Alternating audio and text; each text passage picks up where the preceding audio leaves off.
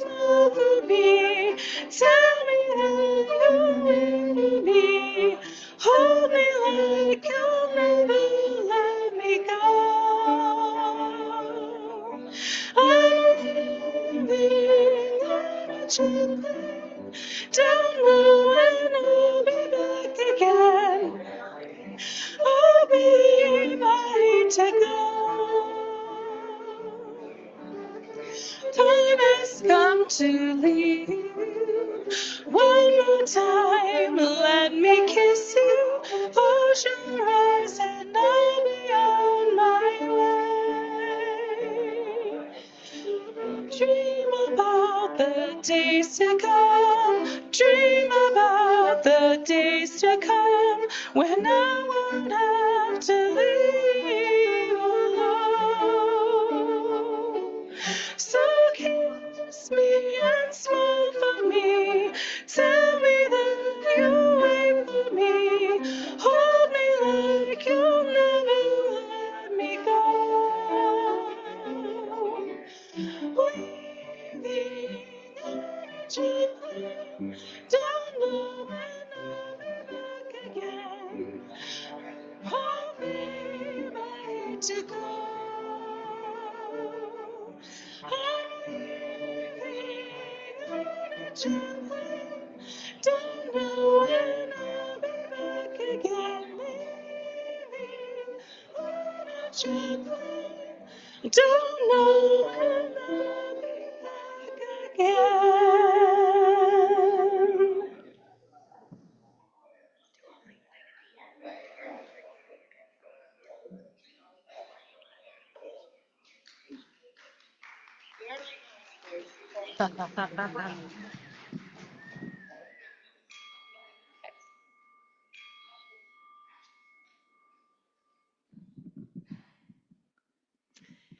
We gather to search for truths, to let our ideas bounce off each other and see how our creativity ricochets towards new ways of understanding the world. We gather to see with new lenses, to let the light reflect new prisms of perspectives we might never imagine. We gather to soar above, gliding on the clouds of others' possibilities, looking in with a bird's eye view of what is important and real. We gather with the newness of babies, seeing each object, each person as information, as beauty, as uncertainty, meaning making in the allness of what is seen new. We gather with the freedom of artists, molding the givens with our hands, brushing the color of our coming together, building meaning in our creativity. This is how we change and transform, how the world bends and the hard truths meld. This, right here, is the exciting spark where myriad possibilities become a loving resistance.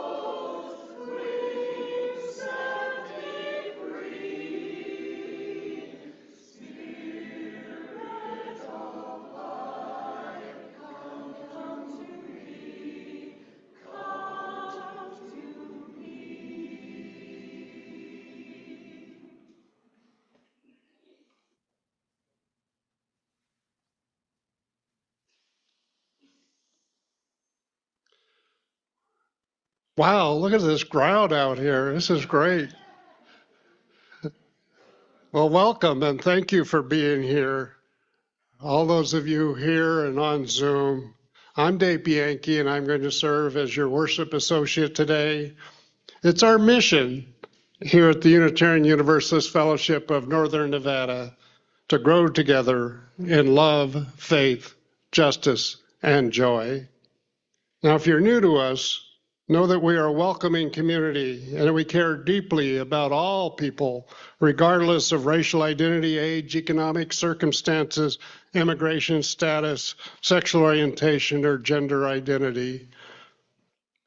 If you have any joys or concerns today that you would like to share with the congregation, please fill out one of these white forms found in the pockets and the chairs or in the back of the sanctuary and hand them to either myself or Reverend Kristen. And as always, we acknowledge that we sit on the ancestral land of the Shoshone, Washoe, and Paiute peoples, who were the stewards of these beautiful lands. Well, today's service is an invitation to get to know the various things that we do on campus, and there's many. There are so many ways we live out our mission at the Unitarian Universalist Fellowship of Northern Nevada. And it's also an opportunity to reflect together as we practice covenanting through collapse on who and how we want to show up in the times we are currently living in. We hope you come away with a better sense and deep gratitude for all the ways we serve and also get to ask some deep questions about what might need to shift for us to respond to the reality of today's world. Now, during the service, there'll be many opportunities for engaging with each other, and then we hope you'll stay after the service when many of our teams and groups and committees will be at tables set up around the sanctuary and in the gathering space to share more information. So we'll mingle with each other later in the service. So for now, if you would rise as you're willing and able and join together as we sing hymn number 347, Gather the Spirit.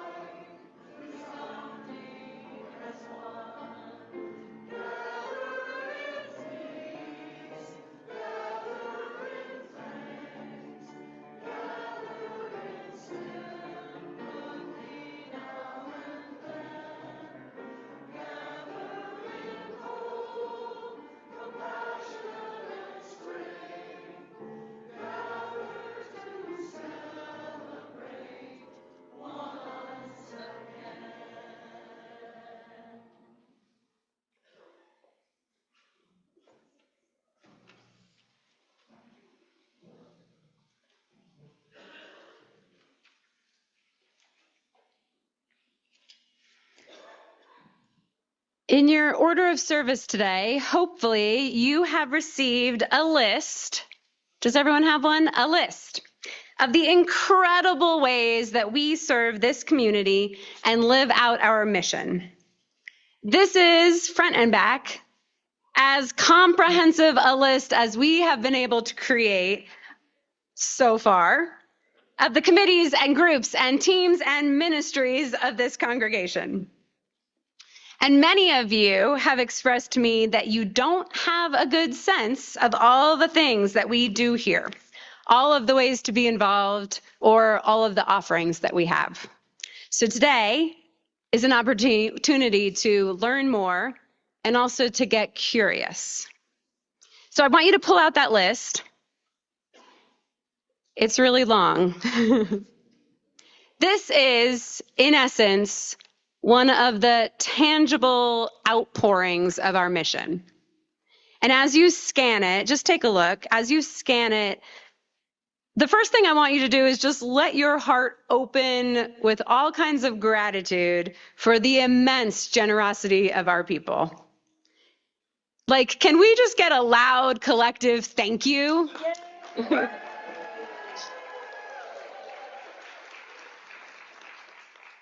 So we're going to interact with this list a little bit today. The first thing I want you to do is grab a pencil from the back of the chair in front of you or ask a neighbor for a writing utensil. And the first thing I want you to do is circle a few of these groups that you don't know anything about and that you would like to learn more. So maybe it's just because they don't have any descriptions on them, and so you have no idea what they actually are. Just circle some of the ones that you have some curiosity about. And remember, it's front and back.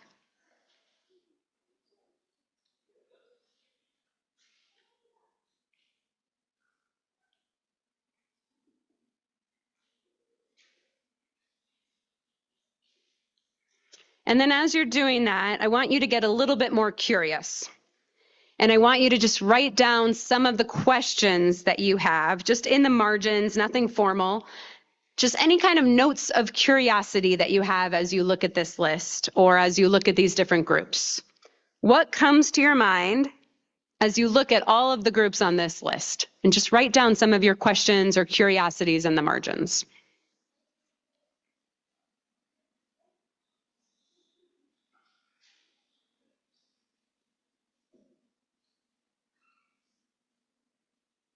And then I'm going to ask our greeters for help with this next piece, if they are back there with baskets of markers. You are going to find in your order of service a blank thing that looks like a sheet of paper, but it's actually a sticker. It's a label.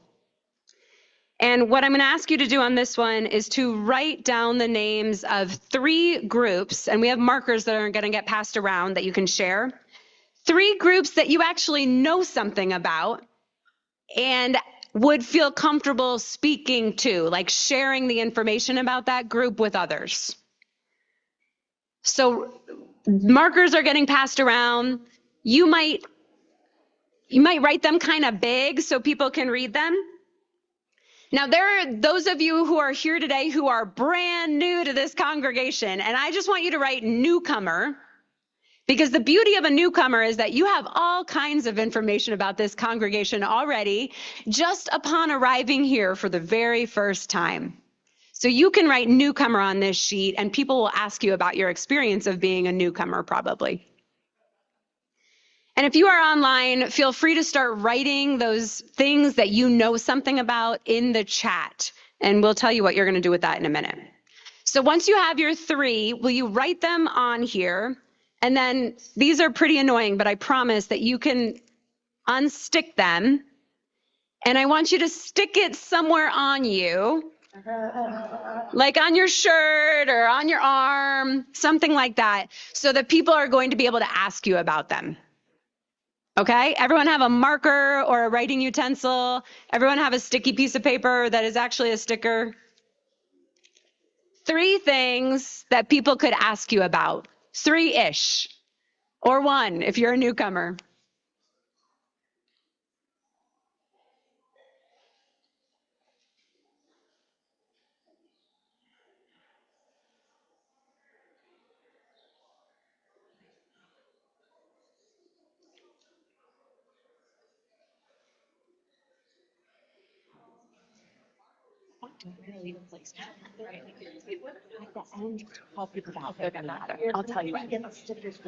All right. Does everybody have their stuff on here? Can you stick it to your body somewhere or wherever you feel comfortable? And then what we're going to do in just a minute is we're going to get up. In just a minute, we're going to mingle.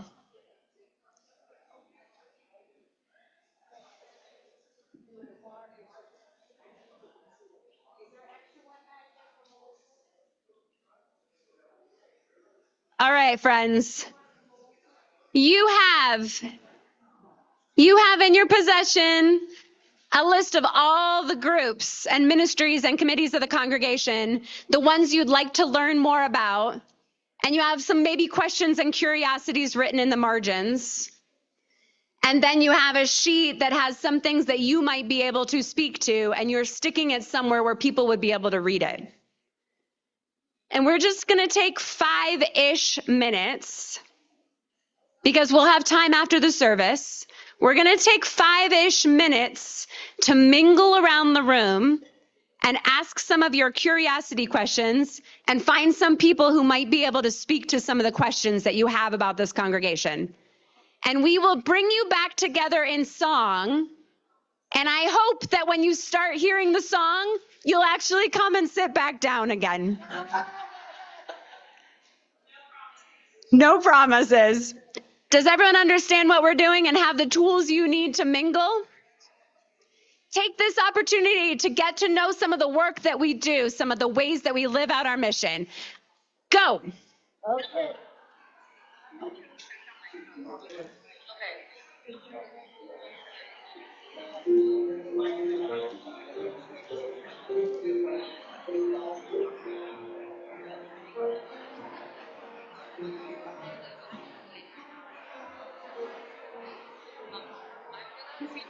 Flyer written on their thing.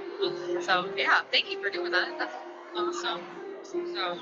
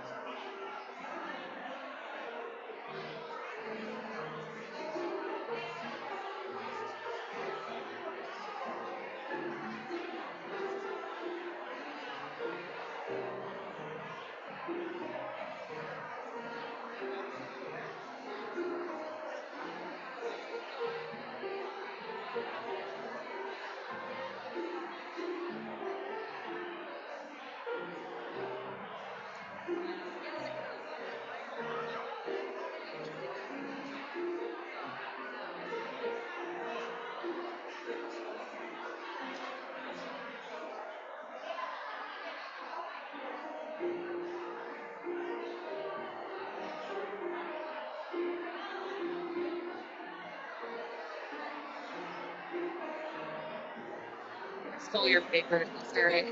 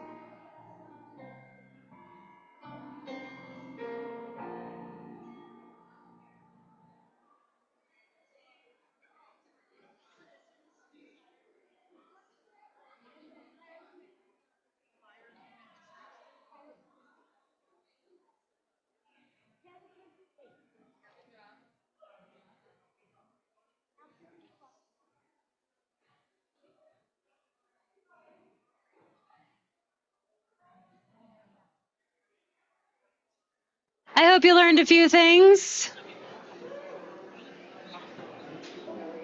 I hope you got a little sense of what we do in this community.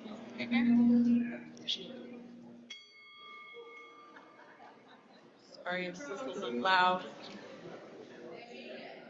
They needed it. I hope that was helpful and that you'll stay after the service for more of that. I want to share a video with you.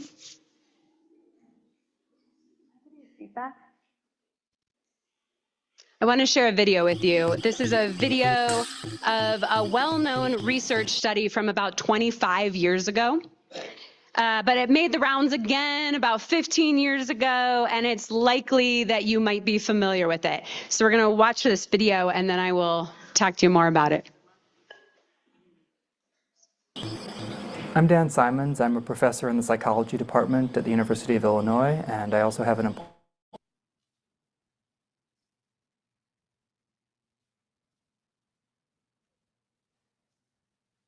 appointment at the Beckman Institute for Advanced Science and Technology. My research here focuses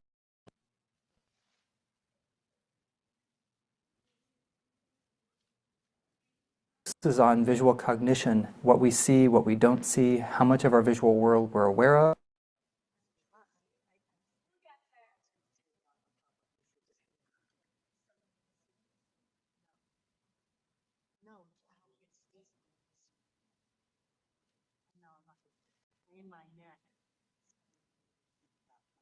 How much we remember from one moment to the next. I'm Dan Simons. I'm a professor in the psychology department at the University of Illinois, and I also have an appointment at the Beckman Institute for Advanced Science and Technology. My research here focuses on visual cognition, what we see, what we don't see, how much of our visual world we're aware of, how much we remember.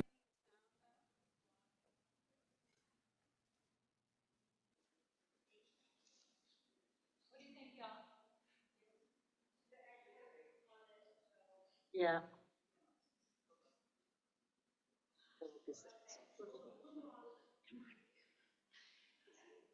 If you didn't get to talk to our tech team today, after the service, you should talk to them because they do a great job. Do you think we're going to get this video? Okay, where's Alan? We're gonna narrate it. From one moment to the next.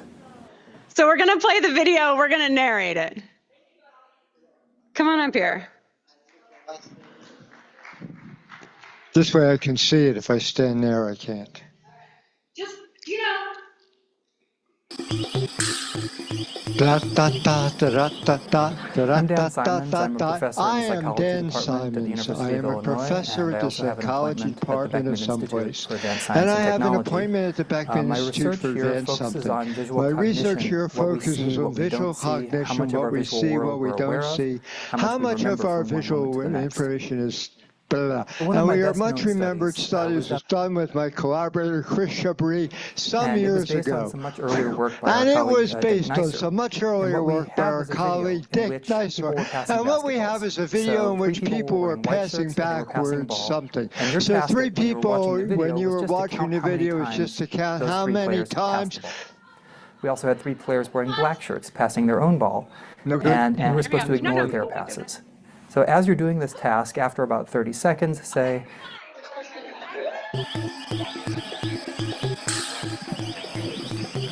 All right, y'all, buckle up. I'm Dan Simons. I'm a professor in the psychology department at the University of Illinois, and I also have an appointment at the Beckman Institute for Advanced Science and Technology. My research here focuses on visual cognition, what we see, what we don't see, how much of our visual world we're aware of, how much we remember from one moment to the next. One of my best-known studies was done with my collaborator Chris Chabris some years ago, and it was based on some much earlier work by our colleague Dick Neisser. And what we had was a video in which people were passing basketballs. So three people were wearing white shirts and they were passing a ball, and your task when you were watching the video was just to count how many times those three players passed the ball.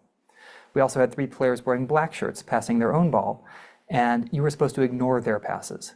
So as you're doing this task, after about 30 seconds, say, we'd have a person wearing a full-body gorilla suit walk into the middle of the scene, stop in the center, turn and face the camera, thump its chest, and then walk off the other side a total of about 9 seconds later. And what we find is that about half the people who do this simply don't notice the gorilla. When Dan asked me to be a part of this experiment, I thought, no way, people are totally going to see me. I'm a 400-pound gorilla. We'll ask them afterwards, how many passes did you count, which they generally get pretty close to right.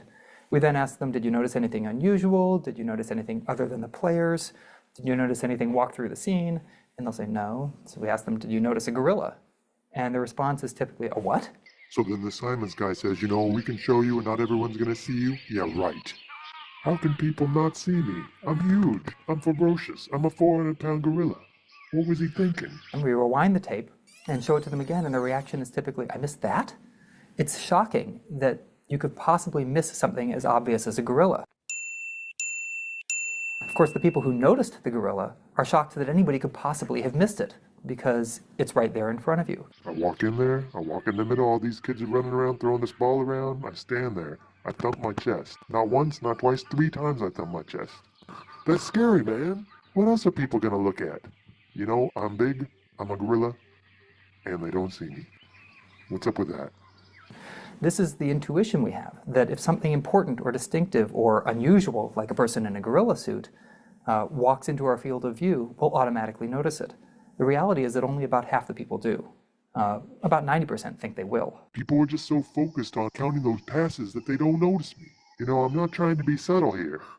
Even more remarkable, my colleague Daniel Memmert used the gorilla video in a study in which he had people wearing an eye tracker. And what that does is tells you exactly where they're looking as they're watching this video and counting the passes by the team wearing white. And what he found was that the people who missed the gorilla looked at it for up to a second. So they looked right at it, but still didn't see it. Looking isn't the same as seeing. We have to focus attention on something in order to become aware of it. How do you think it makes me feel? You know, I'm trying to be intimidating. You can see why we needed to see the video. Although I would have loved to see you act out a gorilla. We have to focus attention on something in order to become aware of it. We have to focus attention on something in order to become aware of it. The thing I really love about this video, not only does it explain the study, but they've actually embedded extra gorillas throughout the description of the video. Did you see those? Who saw the videos, or saw the gorillas that were there in the beginning? Not the one speaking. There were embedded gorillas 4 times at least. I didn't see them when I first watched the video until I read the comments, and people were commenting on the videos, and I had to go on the gorillas, and I had to go back and find them for myself. They're in plain view. Later on, you can check it out. So you didn't notice the gorillas either.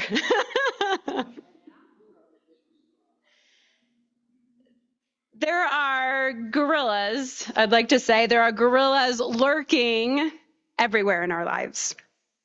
Things that we just miss when we're moving through our days as we expect them to be or as we've always known them to be. And I've been having conversations with so many of you over the last months and have asked you questions, and together we've been noticing some of those gorillas. We've just been lifting up some of the gorillas that we might not have seen if we hadn't been asking some questions. And in the noticing, we're not necessarily judging whether it's good or bad that the gorillas are there, but just noticing them and letting the noticing shift our perspectives just a little bit. And that feels important to me because this year we are focused on unearthing how our mission responds to the times that we're living in. Because the times feel like they can call us to be very thoughtful about how we spend our days, possibly loosening the things that we've taken for granted to make space for the reality of the world that we're actually living in today. And so we're going to practice today noticing the things that we might not notice.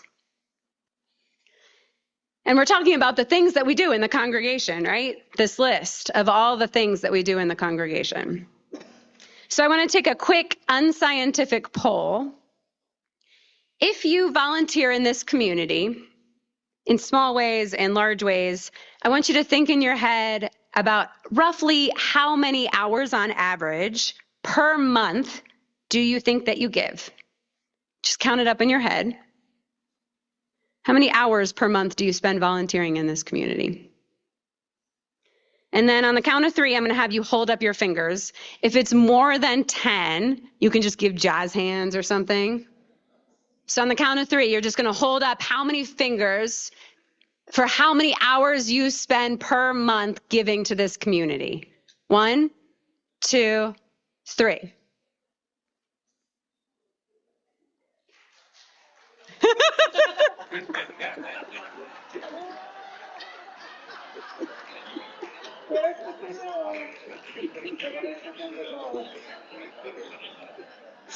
That was amazing. That's a lot of hours. All right. I was amazed to pull together this list of the ministries and teams and groups. Depending on how you count it, there's roughly 53 groups. Roughly, give or take. So I'm going to do some very rough math here. Bear with me. Let's say that each of these groups meets once per month for an hour, or volunteers for an hour per month. And let's say that each group has on average 3 members. Some obviously have lots more. Let's say that they meet for 1 hour, even though, of course, lots of us know that we meet longer than 1 hour per month, let's say 90 minutes or more. We're just playing with the numbers here, okay? We're just going to play with them. So 53 groups, each have 3 members, and meet once per month for an hour. That's 159 volunteer hours per month. I mean, woo! That doesn't take into account the maybe 90 of you, let's say, who attend a service on a Sunday.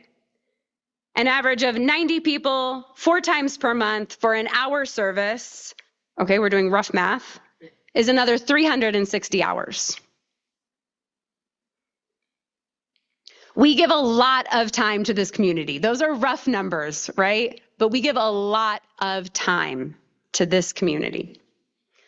So now I'm going to ask you to play with me here some more, because we are unpacking the idea of collapse. And we've named the many ways that we see collapse from our health systems. I don't know how many of you have seen the new federal guidelines that put red meat at the top of the food pyramid and that lessen the amount of vaccines that they suggest giving to our kids. We're talking about collapse here. We're talking about our federal safety nets for people that are being eroded. We're talking about state-sponsored violence. We're talking about the fact that values and morals and truth-telling that we've historically assumed we share are virtually gone. There are small and large examples of things that are falling apart that we have vaguely counted on. And we're calling these collapses, examples of collapse. And then we're asking ourselves, what is our role when we're facing collapse? And when we look at our rough math, how might we best use 159 hours per month? Not even the Sunday services, 159 hours per month. Are we using the time the way we want to be? Is there a 400-pound gorilla, thank you, Philip, that's in the room that we're not noticing? Or even just some smaller animals that are running around that we're accidentally not seeing? As we reflect on the enormity of the things that are happening in the world and our sense of overwhelm and despair, it brings up questions for me. And I hope that it brings up questions for you too. Not just at UUFNN, but in our personal lives as well. How do we spend our time in a way that feels valuable, meaningful, purposeful? At UUFNN, how do our 159 hours per month directly or indirectly address the collapses that are happening all around us? Should they? How do our 159 hours per month address ICE agents rounding up our neighbors and killing people? How do our 159 hours respond to people like us living our values and being called domestic terrorists? How do our 159 hours per month handle the fact that this administration kidnapped the president of Venezuela and is now controlling the country's oil reserves in offshore accounts where they are accountable to virtually no one? How do our 159 hours help us truly grow together in love, faith, justice, and joy? And is there anything we'd like to change as we examine it with intention? Now, I'm not actually suggesting that we change anything, but I just want you to play with me here. What if for 1 month, we spend 159 hours on one focused thing? Better yet, what could we accomplish if we, for 1 month, spent 159 hours of volunteer time, plus 360 hours of worship time, all moving in one direction together? What magic would happen with 519 hours of all these beautiful, courageous, and dedicated people committed to love? And it might seem that I'm hinting towards doing something differently, but I am genuinely just lifting up these questions with curiosity. And I hope that your questions and my questions will help us consider together things that we might not be able to do or imagine alone. There's also an elephant in the room. It's different from the gorilla, which is the things that we don't notice. The elephants are the things that we know are there, but we feel uncomfortable talking about them. One elephant that's in the room is that we are struggling to find volunteers for important leadership roles. We still don't have a president-elect. Another is that people have named that they feel spread thin, possibly a bit burned out. So what questions can we ask ourselves that help us zoom out and just see the picture differently? As we look in with more intentionality, we're like birds flying over, and we look in with more intentionality around the things we might be missing. Can we ask ourselves any questions about why we're struggling to find volunteers for critical roles? Or even, how do we determine what is still critical? A podcast I listened to recently noted that incoming generations, younger people, are asking themselves what givens were handed down to them that are no longer a given. What assumptions have we made that are no longer relevant when we spend a bit of time questioning them? How might we loosen the stranglehold of our givens? And so after the service today, as you continue your mingling, visiting the different tables that are set up, I invite you to share your reflections with each other. Share your wonderings, explore, notice, get curious, and then write down your learnings and leave notes for us, your leadership, so that we can reflect with you. I want us to practice together, examining our community with new perspectives and inviting each other with love as one team, inviting each other to see the gorillas and the elephants with loving curiosity. This is how the world changes, Maria Popova says. This is how the world changes. We loosen the strangleholds of our givens, bend and stretch our minds to imagine what was once unimaginable, to test our theories against reality, and emerge with vision expanded into new dimensions of truth.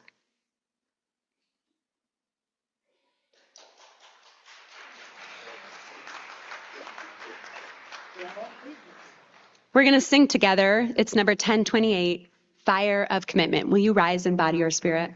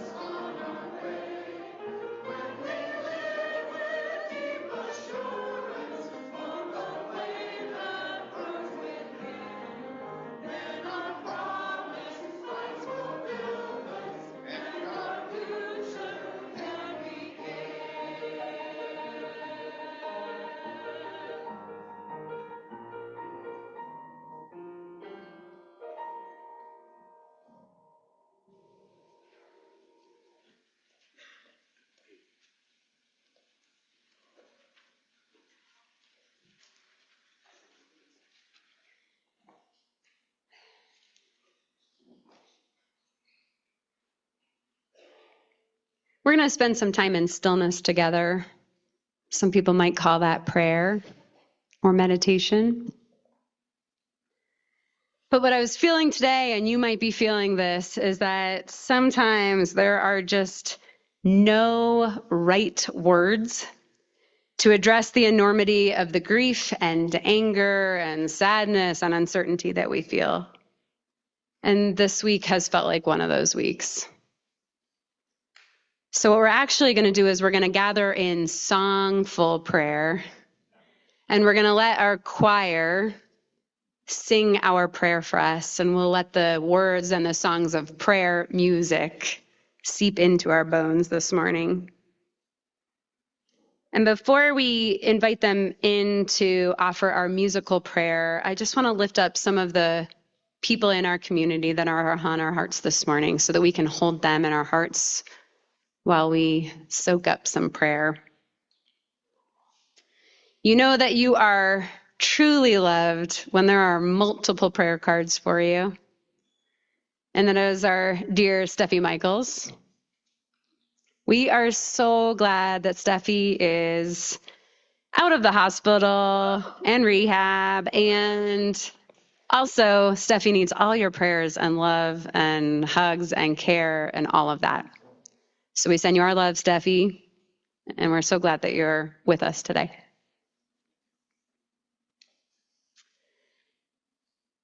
I want to lift up Nancy Thompson, who's dealing with health issues. You'll hold her on your heart. And also our dear Wally Lewis. Wally Lewis is going to be traveling to Phoenix, Arizona for evaluation of the health challenges that he's been going through. And so we send him love as he travels to Arizona. Hope that the evaluation brings back some good answers. And also, I invite you to wish him a happy birthday, 77, next Saturday. So if you feel like sending him a card, I'm sure he would appreciate it. We also lift up Joyce Fisher. She is able to receive visitors while she is at Advanced Healthcare on Kinsley, and she will be moving to Morning Star Assisted Living soon. So send your love that direction, and also if you'd like to visit, please do. I also want to lift up Pat Francis' 70th birthday. Yay! And also we celebrate with Kevin Murphy. Kevin says that he is over the moon because 5 poems were accepted by the Pennsylvania Literary Journal.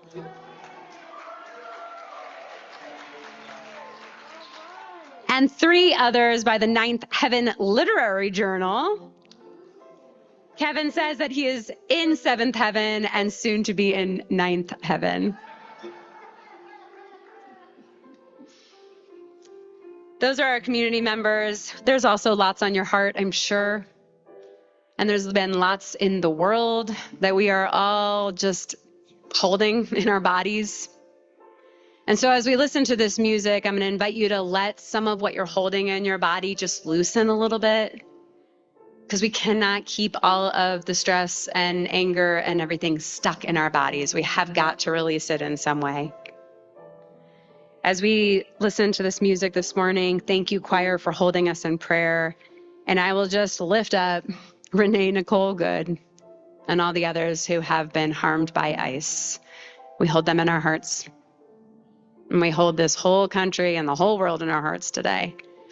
Let us be in prayerful, musical release this morning together.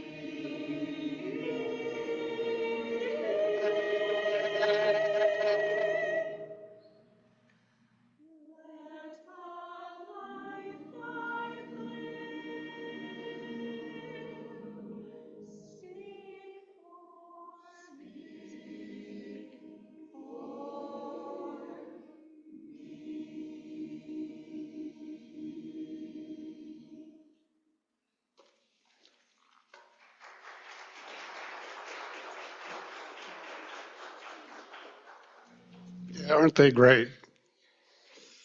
Well, this is the time of our service where we offer our bounties to each other to continue the positive and far-reaching outreach to our fellowship and the greater community.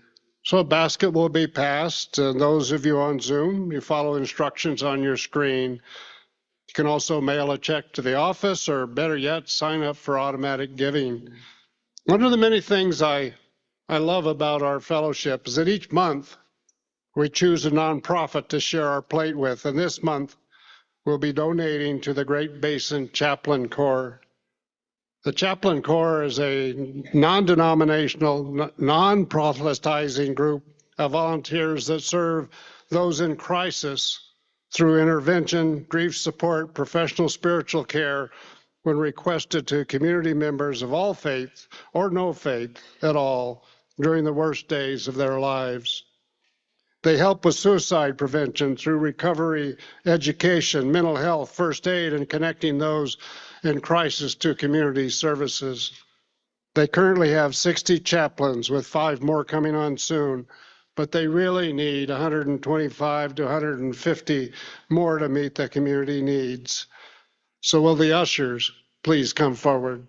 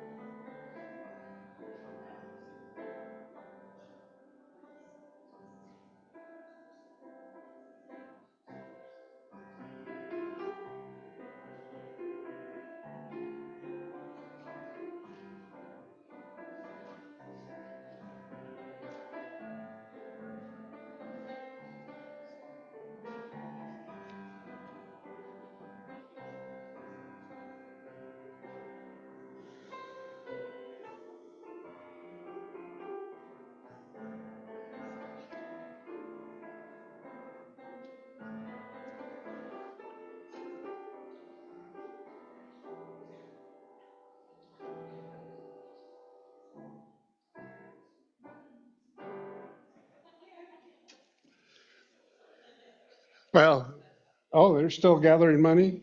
Okay. So please join us as we bless our offerings to the work of this fellowship, which is helping more people grow in love, faith, justice, and joy. We dedicate ourselves, and these are offerings. Thank you, Sophie. Well, as pointed out by Reverend Kristen, we're a very busy congregation.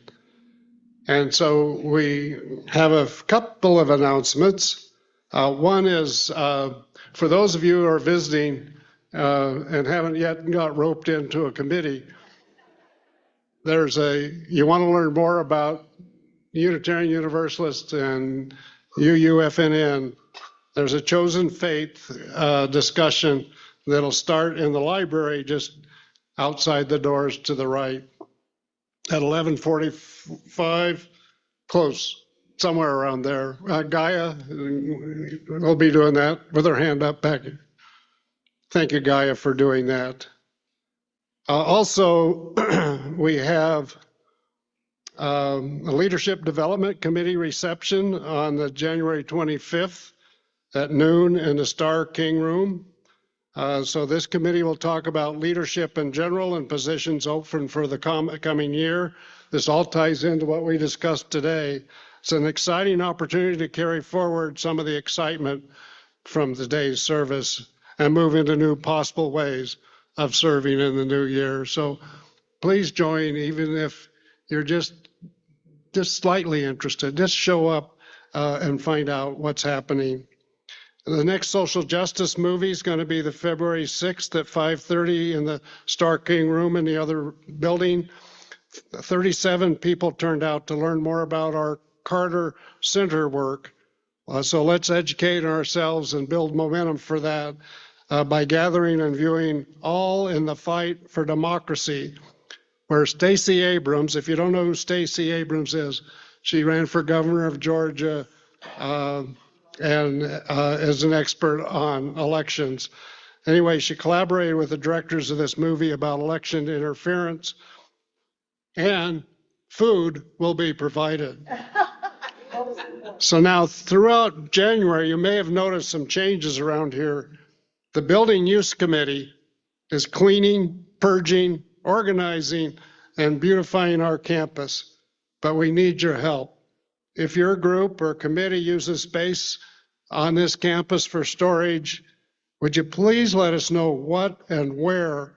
This includes in the closets, storage, file cabinets, or shelves. We want to better understand how our space is currently being used and help others better organize our limited storage space.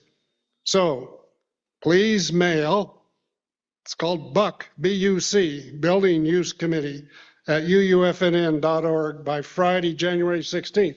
That's next Friday. So you got to get on it, or come to the building use table today after the service and let us know, and we'll be moving forward. So now, if you would all stand, and what are we going to sing? Oh, Fire of Commitment, number. It's 128 for all that is our life. So it's 128 for all that is our life. Please rise in body or spirit and sing with us. And stay standing.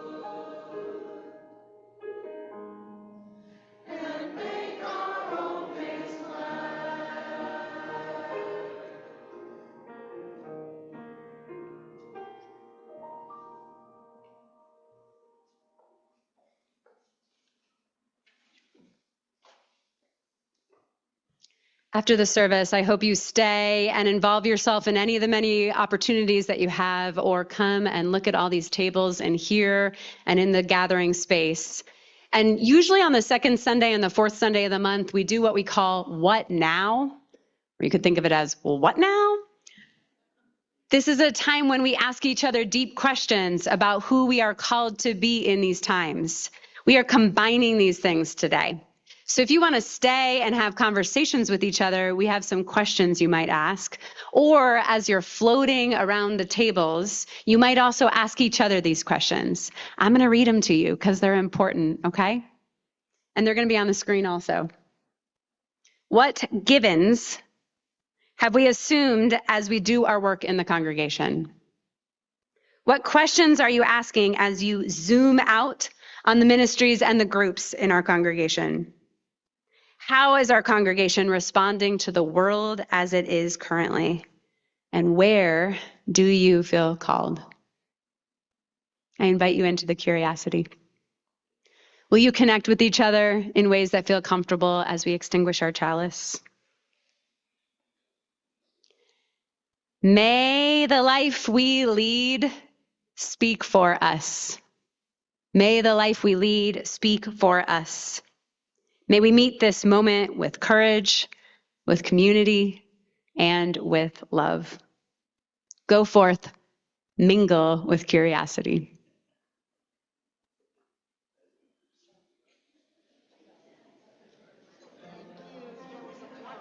Oh, I gotta see.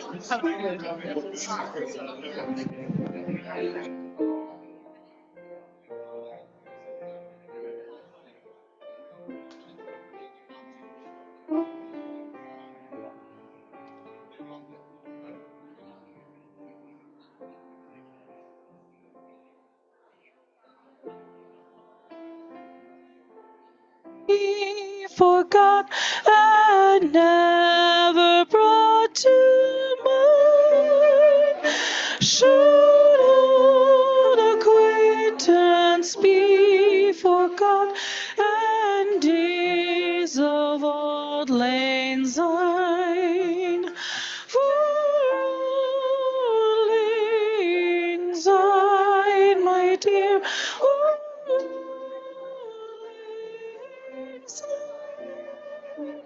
we'll take a cup of kindness yet for old lang syne, and surely you will buy your cup, and surely I'll buy mine. We'll take a cup of kindness yet for old lang syne. For old lang syne, my dear, for old lang syne. We'll take a cup of kindness yet for old lang syne. We two've paddled in the stream from morning sun till night.